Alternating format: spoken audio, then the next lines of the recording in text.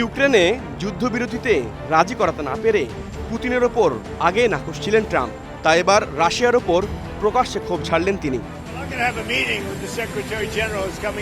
স্থানীয় সময় রোববার এনবিসি নিউজকে দেয়া এক সাক্ষাৎকারে ট্রাম্প জানান, রাশিয়ার প্রেসিডেন্ট ভ্লাদিমির পুতিন ভদ্রভাবে কথা বলেন, কিন্তু রাত হলেই তার আসল চেহারা উন্মোচিত হয়।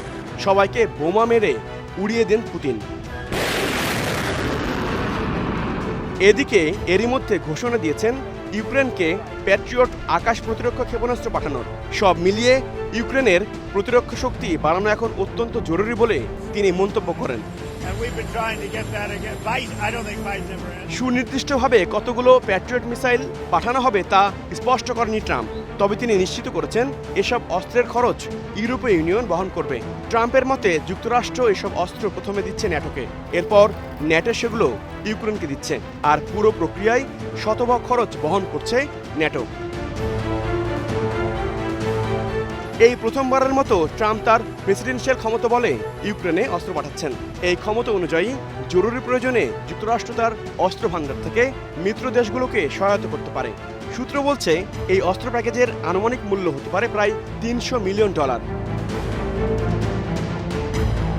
এদিকে রাশিয়ার প্রতিরক্ষা মন্ত্রণালয় দাবি করেছে তারা ইউক্রেনের 2টি প্যাট্রিয়ট ক্ষেপণাস্ত্র লঞ্চার এবং একটি রাডার স্টেশন ধ্বংস করেছে।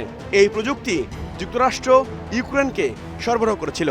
এছাড়াও তারা 215টি ড্রোন ও 9টি বিমান ভূপাতিত করেছে বলেও দাবি করা হয়। অন্যদিকে ইউক্রেনের প্রেসিডেন্ট জেলেনস্কি প্রতিদিনের রুশ হামলা ঠেকাতে আরও আধুনিক প্রতিরক্ষা সরঞ্জামের জন্য বারবার আবেদন জানিয়ে আসছেন।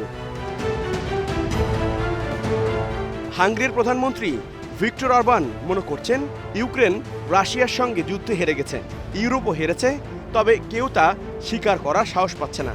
ইউক্রেনকে সহায়তায় ইউরোপীয় ইউনিয়নের তত্ত্বাবধানে 100 বিলিয়ন ইউরোর নতুন তহবিল গঠনের প্রস্তাবের বিরোধিতা করেন তিনি। অরবানের মতে এই যুদ্ধে জেতা সম্ভব নয় এবং এত বিপুল অর্থ সামরিক খাতে ব্যয় না করে শান্তি আলোচনার দিকে মনোযোগ দেওয়া উচিত।